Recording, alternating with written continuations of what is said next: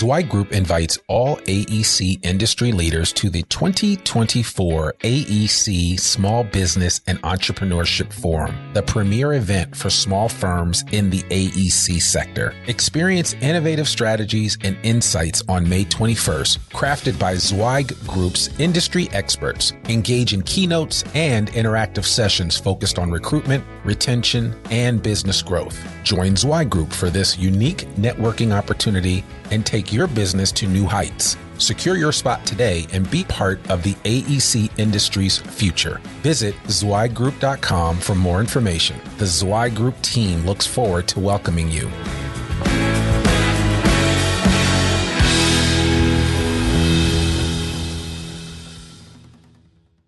Hey folks, welcome to another special episode of the Zweig Letter Podcast. I'm your host, Randy Wilburn, and have I got something special for you?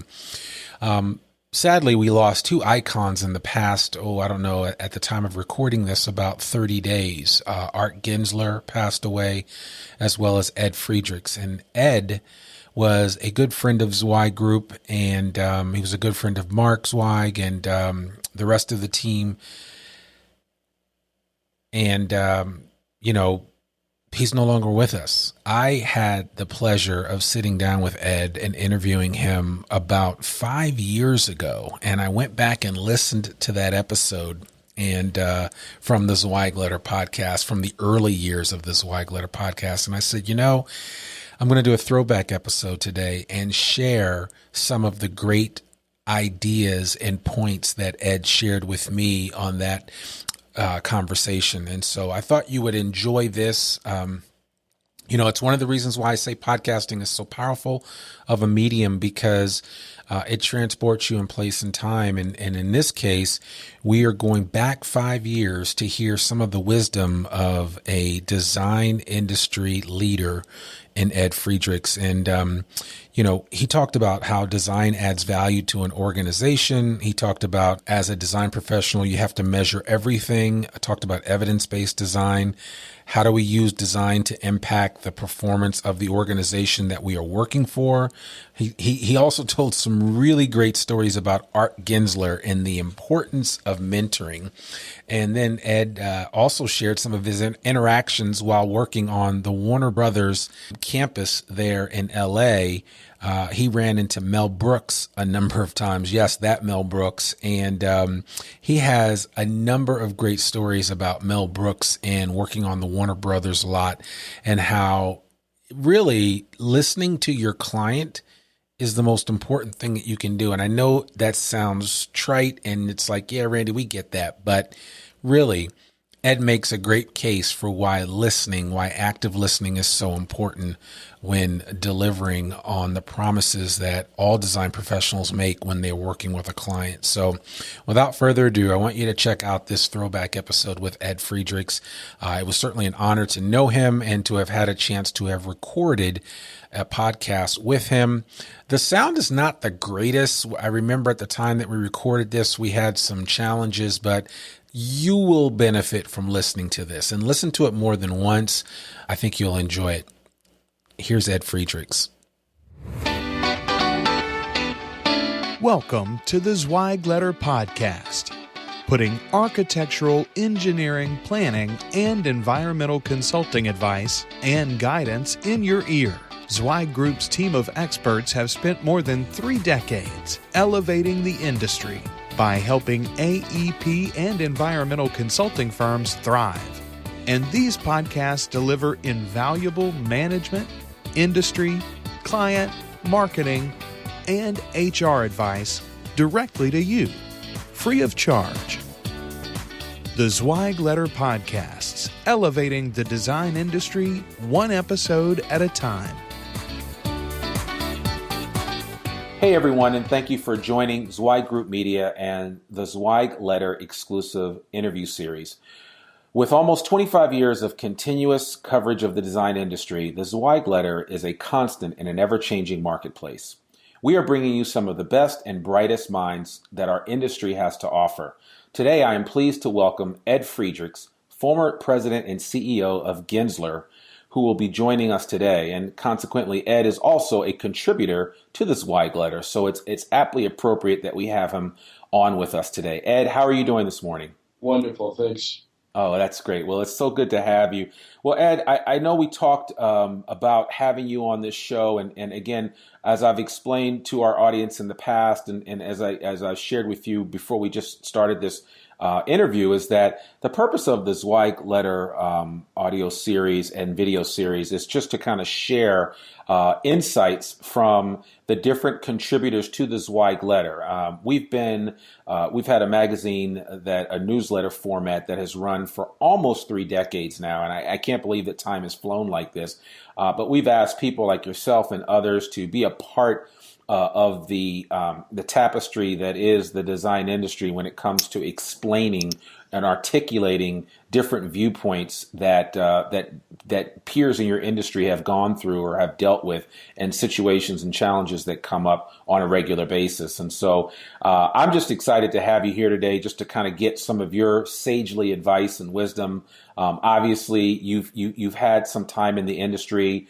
And given that you are out of the day-to-day running of an organization like a Gensler, which is a worldwide company that impacts people on multiple continents, it'd be interesting to hear from you in terms of just your view on things right now and the changing of the guard in the design industry. So, Ed, welcome. I'll give you a hearty welcome from Zweig Media headquarters here in Fayetteville, Arkansas. So good to have you. Great. Delighted to join you. Yeah. So listen, I guess one of the first questions I would ask you is why don't you just give us a quick snapshot of who Ed Friedrichs is. Just tell us a little bit about you, about your story, and why, why the design industry is so important to you. Fine. I began my college career at Stanford in engineering, which seems bizarre, but my father at the time said, "Dumb idea, kid. Architecture is low reward, high risk, so stay away from it." So I dutifully did 3 years of engineering. Finally, my senior year, switched to architecture. Stanford did not have an accredited architectural school, so I ended up back at the University of Pennsylvania for my master's degree, which was a great choice at the time. The scion of the school was a wonderful architect, and so I had a great time back there. When I came back to California from University of Pennsylvania, it was just about like the recession in 2008. There was not a job to be found for an architect. So I ended up working for a developer in Marin County in 68, 69. Fortunately, had a wonderful opportunity to learn about the development business, meaning he was his own general contractor. So I was negotiating the subcontracts on his behalf to make sure we got into the houses what I was designing. I met with the planning department to get a tract map approved. I had to meet with the engineers in the county to make sure they'd approved the grading plan. I customized kitchens for housewives. So it was one of those wonderful experiences that taught me a lot about what's the consumer, in this case we're selling tract houses, and what is the developer's point of view about the design business. And of course, they're if I talk to them about design, that was not what they're interested in. Will it make me money? Can I build it within my budget? Will it sell? So this was a great little bit of tutelage that I needed at that time. So I ran into Art Gensler in a bar in Tiburon one night. It was just one of those crazy circumstances where I had presented a house that I designed for my landlord on a crazy lot in Tiburon. And it had taken us almost a year to get the thing approved. It wasn't fast in those days either in California.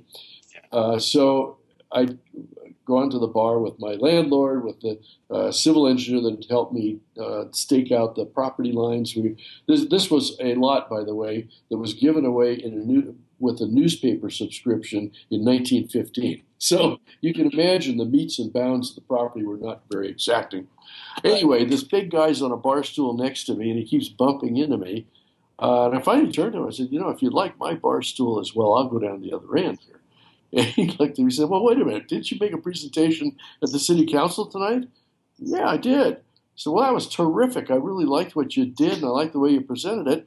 What do you do? I explained I was working for a developer. He said, well, I've got a little architectural firm in San Francisco. Why don't you come talk to me? It was Art Gensler. So that was the beginning of my career. When I walked into Art's office, there were 20 people total in the firm, one office in the city, with an array of goofy projects, including a lot of tenant development work. So firm had begun practice to do the tenant improvements for tenants in the Alcoa building in San Francisco, which, by the way, was the first multi-tenant office building ever to be built in San Francisco. So it was an interesting time and an interesting piece of practice. I spent some time with Art at his house because he lived in Tiburon as well. I'd ride on the ferry boat with him from Tiburon to San Francisco every day. So we had a chance to really trade notes on a lot of ideas about what the practice of architecture should be like. And it was something we both agreed on. And that was that design has value to an organization. The value is, if design is really well executed, it will improve the organization's performance. Now, in interior design, it's fairly easy to see. If I can reduce absenteeism, if I can create an environment that encourages collaboration among the people in the organization, they'll do better, they'll stay longer, we'll have less turnover. So that was one array of what we looked at. If we were doing an office building, will it lease quickly? Will it command a rent that is at a premium in the marketplace because of its design? Can it be built according to the budget? I mean, we were very much into creating designs that were effective and efficient to build, and we kept metrics on everything we did. We measured everything. We asked a client what were his or her priorities, and then we get the metrics at the beginning of the process of doing a project, and then we measure them again at the end. So when we went to speak to a new client, we had an absolutely marvelous array of evidence. I don't know if you're familiar with the concept of evidence-based design. It's used a great deal in the healthcare industry, where hospitals are very concerned about rates of infection, length of patient stay. Is the patient asking for a lot of painkillers, or are they doing well in a post-operative state? Evidence-based design really creates metrics that allow you to measure the impact of a design feature or a design approach. So that was from a very early stage of my involvement with the firm, and all of our thinking at the time was a big part of how we created Gensler. And I think to this day, you'll find that it's very much evidence-driven, which means that Gensler still does a tremendous amount of research in various parts of the built environment, just to see what are people looking for, how do we measure it, can design actually cause that effect that we're looking for. So I think that probably carried me through my entire career, that very solid concept of how do we use design to impact the performance of the organizations that we're working for. Yeah, it's interesting that you say that, because I mean, it's a tenet of business in general, right? I mean, it's the idea that firms and companies need to listen to the customer, and they need to understand what the customer wants. Too often we go and build these iconic towers and iconic designs, and they're actually for the person designing or creating them, and not for the end user. That's all the truth. Yeah, and it's a huge disconnect, I think, that we see across business spectrums. But it's interesting that you mentioned that in the design industry, that is it's got to be the biggest buzzkill that you would have, is that someone would create something for you that's really not for you. Yeah, right. And that often happens. I hear that complaint from clients that have worked with another architect frequently, and it's a sad story in the design professions. Yeah, and I mean, obviously, we have to be more cognizant of of what our clients are asking for. And I certainly, I would encourage our listeners and those that are watching this or listening to it on podcast to really take heed. I think that advice is really strong. But you also said something else in there that really resonated with me earlier about just your interactions with Art Gensler. And I think there's something there, and it sounds like he was maybe a primary mentor for you as you got into the industry. Would you speak specifically to the importance of mentoring and definitely with this next generation? Because, I'm personally, I'm 46, and I'm beyond the millennial stage, but then you've got all these younger kids that are coming in the millennial era that want to come into the design industry. And, then you've got this group of people that are my age. And then we have people like yourself that have been there, done that, and have have everything to prove and show for it. But the reality is that mentoring is so important to help the next generation get a leg up. And it sounds like that's what Art did for you. Would you talk about that a little bit? Yeah, I think Art was an interesting guy. I really at the time didn't think of him as a mentor, but I was learning tremendously every day with the firm. And I was a young kid. I remember one day. Here's an example of Art's mentoring, if you will. He used to teach a 2-day course for the American Management Association on facilities, how to design them, how to plan them, how to occupy them, how to get the best mileage within your organization. So I knew he had done these, and he always came back with a couple of new clients from the audience, which was always fun. So one day he said, Ed, I want you to come down to LA with me. I'm going to do one of these seminars. Let's do it together. I said, all right. Do you want to give me some advanced material that I can study so I know what we're doing? No. You know it all. Don't worry about it. So we get on the plane to go to Los Angeles, and he hands me a binder about yay thick and said, well, this is the course curriculum. I said, oh, geez, why don't you give me that 2 weeks ago? So I started thumbing through it. Yes, indeed, it's things we talk about. We talked about in those days constantly. So we get into the room, and as another guy teaching a seminar with him, who I'd never met before, a really nice guy, and so he started out with an introduction, and then Art said, Ed, I've got to go to a meeting. Will you please do this next session? I said, what do you mean? What is it? He said, well, here's a carousel of slides. We used slides in those days. He said, here's a carousel of slides. It's about whatever the subject was. Just, you'll be fine. I finally saw him at lunch. By that time, I'd done 2 other sections. And then he did come back for dinner that night. Next day, he flew back to San Francisco, and I finished off the seminar. So mentors, I think, have an obligation. I used to do this as well, of tossing people into the deep end, because that's the way you learn fast. There was a wonderful. I was listening to a TED radio hour while I was exercising yesterday on, I think it was called Nudge, something to that effect, how a small effect can have a major influence on your behavior.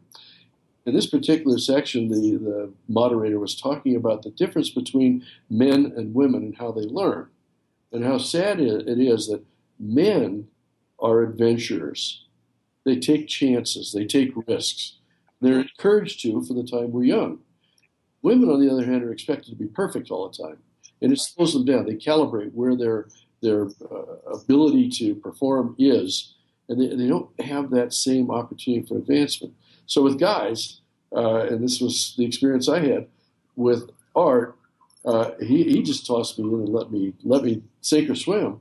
But the challenge was not to sink, and that challenge taught me so much over the years. So I've been a mentor within Gensler. We had a very strong mentor program. One of the things we did frequently was shadowing. In other words, I'd take a young professional who looked like they had a tremendous amount of talent and opportunity for growth, and I'd say, oh, by the way, you could sign up for this. You want to shadow me or one of the other principals? Spend a day with me.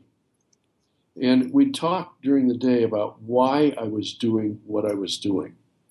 And then I try to look for an opportunity afterward to throw them into a situation that allowed them to explore some of the principles we had talked about. Now, today in Reno, I've joined a group called Summit BMS, which is basically a mentoring program for startup companies here in Reno, not architecture, engineering. I'm working now with a real estate company and a couple of different firms mentoring young professionals that really want to grow quickly. I'm loving it because it's so consistent with the way I spent my career. Wow. Yeah. I love that story. And I too was thrust into a quote unquote setup situation like Art threw you into. And sometimes it's a baptism by fire, but Sure. anything that doesn't kill you only makes you stronger. Absolutely.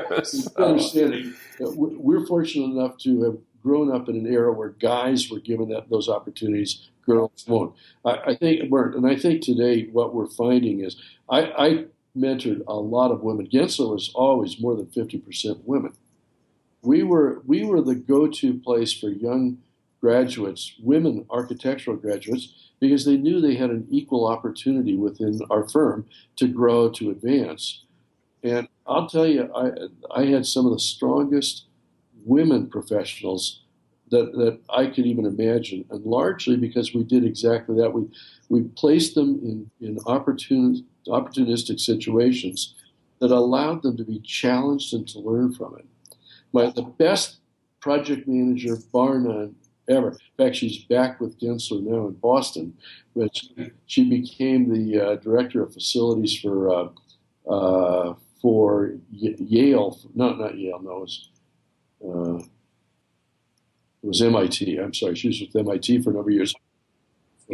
Yeah, no, she was terrific.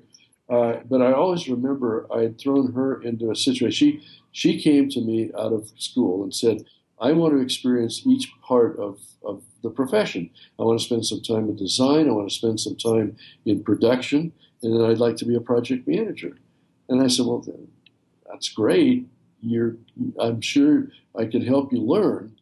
But what are you bringing for credentials? She said, I'm going to learn on the job and I'm going to do great. So she was willing to do that. And I said, you're probably going to take a cut and pay each time you step into the new role because you just don't have the ability. But I'll help you to get that salary right back up there as fast as you can. So she had gone through the design phase, then she went into production. She was managing a new building. It was about a 10-story office building. Wilshire Boulevard, it was Wilshire Boulevard in West LA. Very nice building, but it was being built by Tishman Construction, and Tishman Realty was the developer. And those are tough New Yorkers. They're just tough. And we got to the end of the project, and instead of paying us the last bill, they handed me a book about yay thick of change orders that they felt were our responsibility. So I handed it to Pam, who was the project manager. I said, Pam, why don't we sit down and let's take a look? He says, let me take a look at it. I think I got it under control. I've been hearing rumbles about these things. So she took a look at it, and we sat in a meeting with them. I said, don't you want me to review what you're doing before we go to the meeting? She says, no, I got it. I got you covered. So we show up at the meeting. We start out with this, and I have no idea what her backup material is. I'm just there for show. And the first change order comes up. She describes why it's not our responsibility. Goes through all the documentation from the files. You had everything buttoned down. And the developer and the contractor looked at it and said, okay, I think you're okay. We'll agree with that. Well, after about 6 of these, the contractor and the developer both said, are they all going to be like this? And she said, mm-hmm. And so we walked out, got a check for our last payment, and went home. I've never been so proud of a single professional in my life than her ability to learn very quickly what was going to drive a decision on the client's behalf. And she knew whether it was in design, production, or in project management, she really learned quickly. She learned because she was given an opportunity. She wasn't babysat. She wasn't handheld. She was on her own. I've always been very proud of her. Wow, and that's very interesting that you share that about that interaction with the client. I'd be curious to know what your thoughts are now that you are, quote unquote, can look at things from the other side of the fence, if you will, and you have the perspective that you have with all the years of experience. What do you see as some of the biggest challenges that not necessarily young design firms, but that design firms in general are facing in this day and age with everything going on?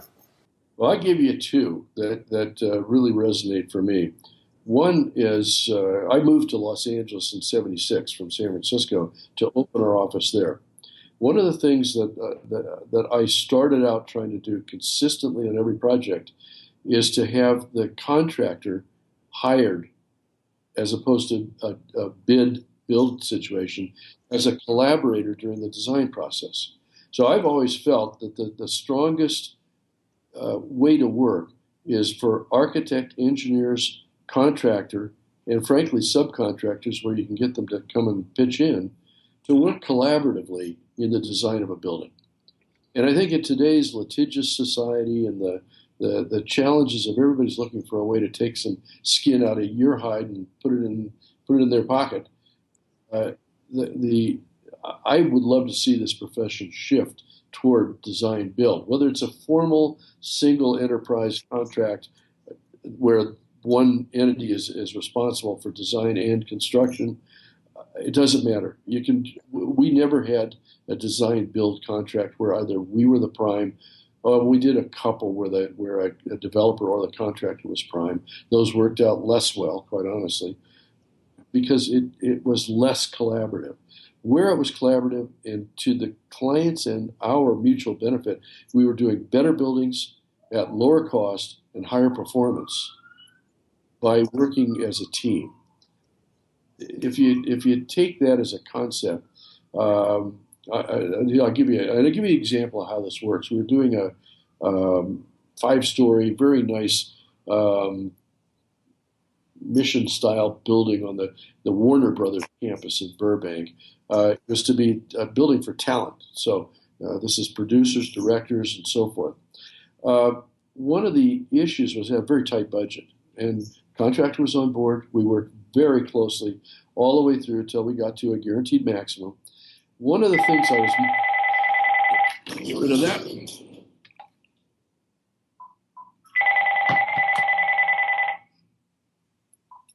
Sorry about that. One of the things that I was most concerned about was the budget was so tight, we didn't have a really high performance glass in the building. So that meant that you have, and then these were talent people. They like incandescent lamps. They don't like fluorescent lights, which generates more heat in the room.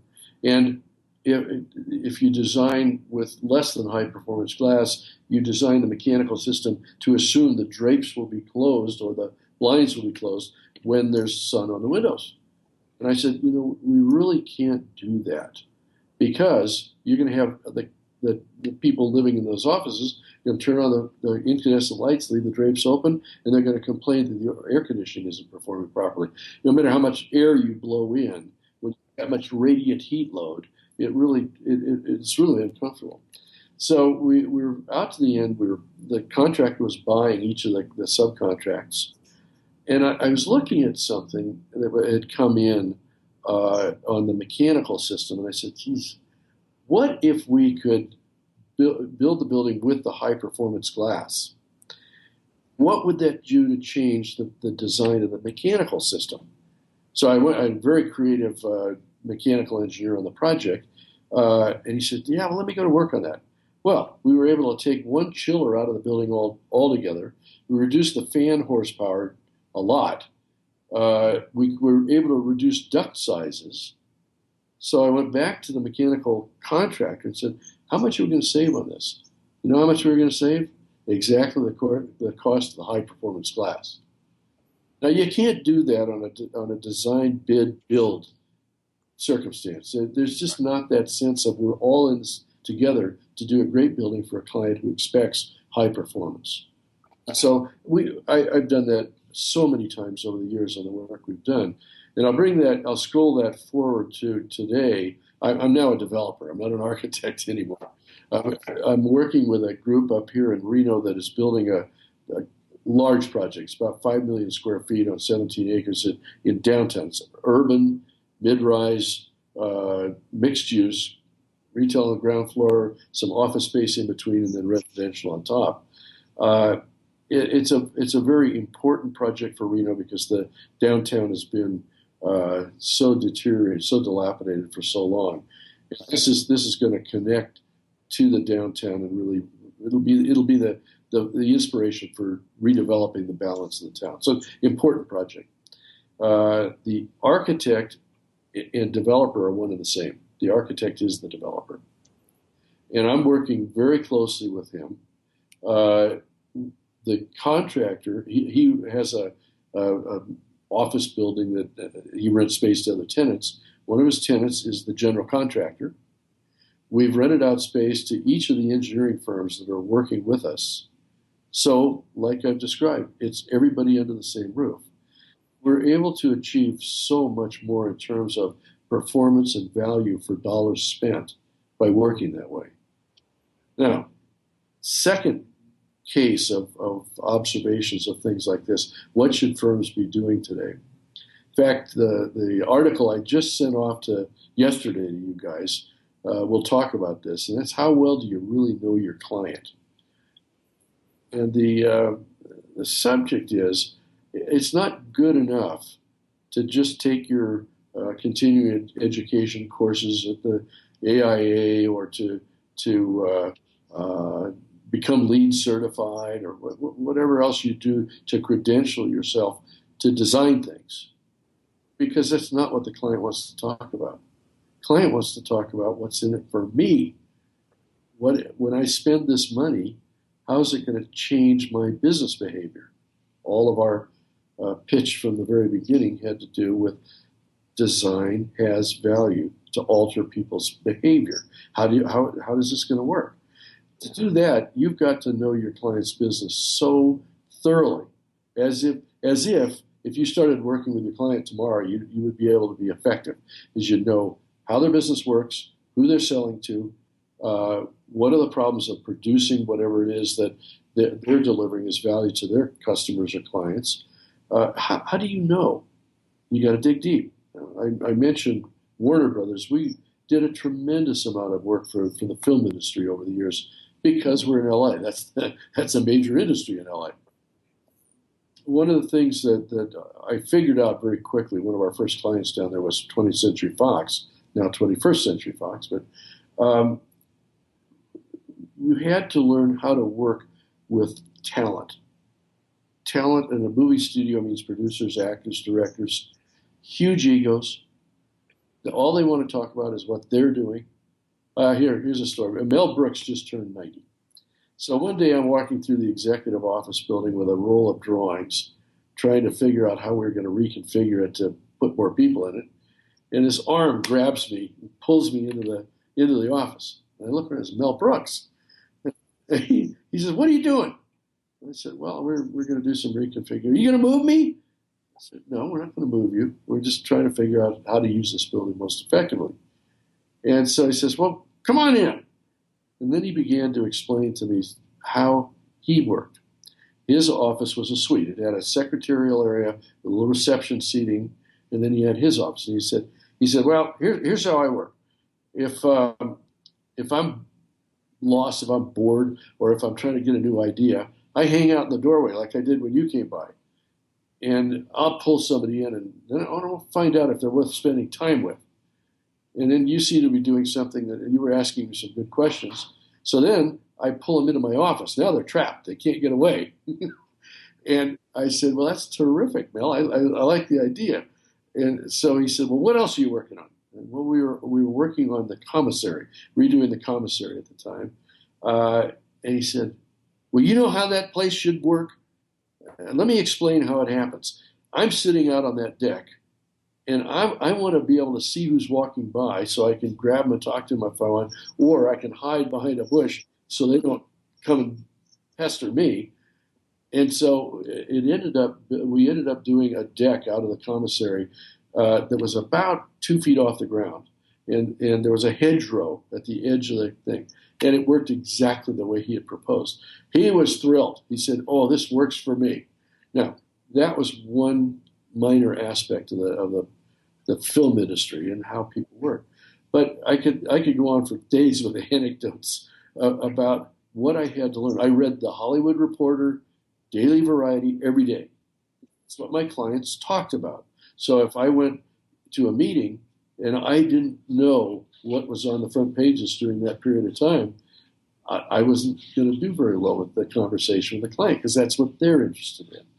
So it was an absolutely marvelous opportunity. That's that station that everybody listens to, WIFM. What's in it for me? And it's. I'm glad you mentioned that because that is a major issue in our industry. And I know even when I'm working, as the director of executive search here at Zweig, one of the things that I'm always encouraging the folks that work with me on my team is to learn the industry, understand it, and understand what our clients need more than anything else. And I think we've done a good job at that as a company as a whole in understanding. I mean, that's one of the reasons that I've always resonated with Mark Zweig and just in his advice, because Mark gets it and understands it. I'm always amazed at just his grasping of even minute details of how a firm operates and works. And that's resonated with me and helped me to be a better consultant. You're totally right. I mean, a lot of times when you look at how a company builds and develops business and gets out there, they focus on all the features, but then you got to really get into the benefits. How does it benefit an individual? How does it benefit an organization? And that is so profound and it's actually so simple, right? Because at the end of the day, when we create or design something, we actually are creating it for somebody else, not necessarily for us. But I think it as what I would say, to me, good engineers and good architects are sometimes tortured artists because they get so caught up in what they're creating that they kind of forget the end result and what they're trying to achieve. Yeah. I agree with you that the idea of talking about benefits, not features, operational benefits. Why are we doing this? We're doing this because it results in this impact, this effect. And I used to coach our guys. We would rehearse presentations we were going to make with a client. And I'd drill people when they'd start talking about the thing they were doing instead of what that thing was going to produce as an effect. And any firm can benefit by that particular exercise before you ever make a presentation to a client.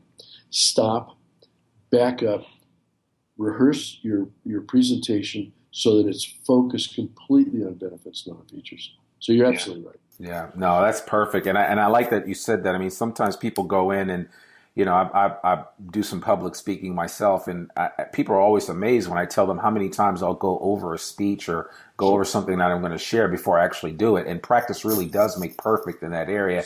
I think a lot of companies and individuals that are constantly going out to pitch new ideas, pitch new projects, that's an area where if they just slightly improved, they would increase their chances of landing projects at a much higher level than if they just kind of go in and wing it, if you will. And some people feel like, oh, well, just because I'm a great speaker, I feel like I'm a good speaker. People have told me I'm a good speaker, but I always practice. I don't allow that, what people have said about me to get to my head, because I know that I've got to always be on my A game. And to be on my A game, I need to know my material cold.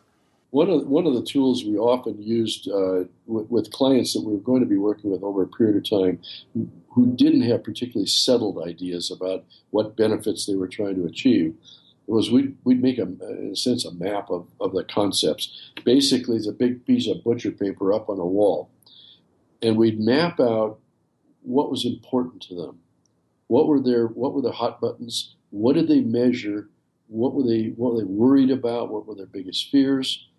And then every time we did a presentation, we'd pin that thing up because often their priorities had changed. In a couple of months, something new came up to bite them. And so we'd annotate that mural and continue to monitor it as we went along. Clients would come away from that kind of an experience with an entirely different mindset about what an architect does. because they really felt like we were working for them, not to achieve what we wanted to achieve. Yeah. Wow. No, that's perfect. I mean, that makes so much sense. And I think, and I'm hoping that people that are in the listening audience will hear what you're saying, because it's just some really good advice that in any industry you could benefit from if you focus on the end result and who you're serving, as opposed to, what you guys, or when I say you guys, what a firm is trying to achieve and accomplish. I mean, again, it's ultimately through what a client would need at the end of the day. And so, if it's really funny that I wrote a book about only 10 years ago now. It was just after I left Gensler, called Long Cycle Strategies for a Short Cycle World. And the concept of the book was we need to always be thinking long in our relationship with each other, with a client, and yet we're driven by short cycle demands so frequently in our interactions. And so I was thinking about, as I was writing that book, I thought, am I writing for architects? I thought, I'm really writing for creative enterprises. Then I started thinking about creative enterprises aren't just design firms or ad agencies. They're really almost every business today. Very few people just buy a widget. They're really buying an experience. An automobile today is an entire anthology of self-fulfillment. When you buy a car, you want to identify with the image of that car. If you buy an Aston Martin, you are James Bond. You really want to create an interaction and a relationship with the person who buys the thing you make, even if it's an object. So you create a scenario, a story around what it is. If you're buying a Prius, you have a very different concept than James Bond. And so as you go through your effort of engaging with your customer, they stop becoming customers and they start becoming clients. A customer is a transaction-related relationship. In other words, if I'm a customer and you're the purchaser, you think of me like a used car salesman. I'm just trying to move the merchandise. We are not solving a problem together. We're simply trying to make an exchange. And if I'm a client, we're both sitting on the same side of the table solving a common problem. And almost everything that we purchase, I'm talking to you on a Apple MacBook Air. The purchase of an Apple MacBook Air is anything but the purchase of a product. It's a whole realm of experience that goes along with the Apple relationship. And I'm not making a pitch for Apple here, but I do think but the fact that my MacBook Air, my iPhone, and my iPad will all sync up with one another, so that if I enter your address and phone number in one device, it's immediately in the other devices. That's a pretty cool deal for me. I really think of all the technology devices that we all use day in and day out. They're not a product anymore. They're a set of experiences that connect to our lives, and if they do it well. My wife today, 6 months ago, so she's still on Microsoft, and I think it's Microsoft 10, whatever version 10 came out. Oh my God, the cursing that was going on in this household, because things just weren't working, and she wasn't getting the support she needed, and so we do depend heavily on the relationship with the people that represent the organization. It is not a transaction. Yeah, no, absolutely. You're right. It's so funny. I mean, everything that you just shared a second ago was probably a lot of stuff that was ruminating in the mind of Steve Jobs as he created a lot of the products that he did create. And his whole idea was the syncopation of all of these different things, ideas coming into one, which is he's created this whole this atmosphere or ecosystem of products, which, like you said, works so well. And I mean, it is a form of design if you think about it, and as the same way that we would design buildings and make them beneficial for the end user. But it's exactly the way that we need to be thinking, as opposed to constantly thinking from the I perspective. But it's about how other people are going to view and utilize these things. So Yeah, we worked with Steve Jobs on the first several Apple stores. That concept I thought was brilliant. It was entirely different than any other retail experience that existed at that time. The ability for the salesperson with a handheld device to take your credit card, get the machine, and carry it, hand it to you. It's not like a checkout counter. And I was in a mall in San Jose the other day, and I had to get some help at the Genius Bar. It was not working right on my computer. So I walked in. I made an appointment. I went in. My appointment saw me pretty much right on time. As I walked out, just down the hall and across was a Microsoft store. Dead in a doornail. People were lined up to get into the Apple store. So it's been a very successful venture in retailing that's radically different than any retail experience that had ever been had before Steve Jobs stepped into it. Brilliant guy. yeah, no, absolutely. He has to work with, by the way. Right. Well, hey, it's awesome. It seems like you have. I mean, you've interacted with so many distinct individuals that have kind of given you the framework that you've built on, and what has allowed you to become who you are now. And if you had to give one piece of advice to your former self, someone in the 30 to 45-year-old range, where I guess that's kind of like the sweet spot in this industry, right? When you're between the ages of 30 and 45, you're kind of hitting your stride. And even beyond, I think that's the thing I like about the design industry. You can do this until you're 70 and be successful at it. Well, yes, I'm 72. Come on. So yeah, well, exactly, and to me, it's that's when things are just really starting to perk up, and as they say, 70 is the new 40 or something like that, whatever. But the bottom line is that we're able to there is a sweet spot. So if you could give your former self one piece of advice, what would it be? Well, you may not believe this, but when I was a young professional, I was pretty shy. I didn't have the ability to speak in public, and yet I knew that this profession demanded that I would have to make presentations to planning commissions and architectural review boards and city councils. So I was going to have to be in front of the public. That little city council meeting I described that Art had seen in Tiburon all those years ago, I was shaking in my boots when I was standing in front of that council. I was just scared to death. So I knew I had to improve two things. A was get over my fear of standing in front of an audience. And the second thing was being able to be articulate where I was not speaking from a script. I had to be able to speak spur of the moment to respond to questions and so forth. So two things happened to me in those days. One is we got a dictation system in the office, had a central recording device that a couple of secretaries would take stuff off. And then we each had a little handheld, almost like a telephone that we could dictate into backup for. I used to write everything out longhand and then hand it to a secretary to type up.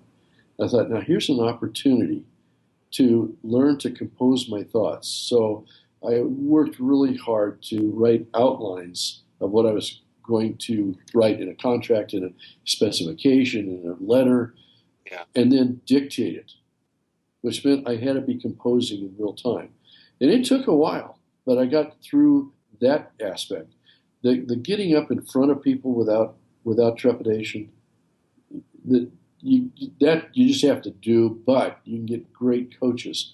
I've sent a lot of people through Dale Carnegie over the years. Most of the clients that I've consulted to, if I detected a shortcoming in their ability to make a decent presentation, I'd get them to do the Dale Carnegie course in the office. And that sort of coaching. We had a coach in L.A. that someone recommended to me, who had been Ronald Reagan's speech coach when he went into politics. A little short guy from South Africa, smartest guy I've ever met. And we brought him into the office to run several of us through public speaking, presentation, skill building. Using video, by the way, the hardest thing you ever can do is watch yourself in a video recording. And so this helped us because that's the way he did it. He would tape us, and then we'd critique each other. Once you get over your fear of seeing yourself on television, what you can learn from that experience is gigantic. So that was I look at architecture, engineering, anything where we're interacting in this kind of client relationship as a series of conversations that have to feel so comfortable to you. No matter whether you're standing up in front of a board of directors, if you're presenting to a council, you've got to be at ease. You've got to be comfortable, confident, and it's all about benefits, not features. You have to train that spontaneous response to questions that come up to zero in on what the client's interests are. So that's the advice I've given everybody since I shook myself out of my malaise about public presentations and kind of got over it. Yeah, that's awesome. And it's so funny because, we're always talking, and we'll close with this, but whenever I go and we talk about different candidates that we're recruiting, and a client will always ask, well, is this someone that I can put in front of a client, right? That's a big deal. Sometimes we're like, nah, maybe not. And then other times we're like, yeah, you could probably put that person in front of a client. And it's actually one of the bits of encouragement and advice that I give everybody that I come across, especially in this industry, is to figure out a way to get out of your shell and to know who you are and to know what your comfort levels are and to know that you can improve on some of those areas that you think you're weak in just by practice and just kind of getting out of your, like you said, your shell. And it's really important. But Ed, this has just been a wealth of information. We certainly went over what I had planned for, but obviously this can all be used, and we will make good use of this information both on our YouTube channel as well as in our podcast. So we'll go ahead and close out, folks. As a reminder, all Zwei Group media programs like this one are available free for download on iTunes, Stitcher, SoundCloud, YouTube, just to name a few places. I'm Randy Wilburn. Thanks so much. Thanks for tuning in to the Zweigletter Podcast. We hope that you can be part of elevating the industry and that you can apply our advice and information to your daily professional life. For a free digital subscription to the Zweigletter, please visit thezweigletter.com/subscribe to gain more wisdom and inspiration, in addition to information about leadership, finance, HR, and marketing your firm. Subscribe today.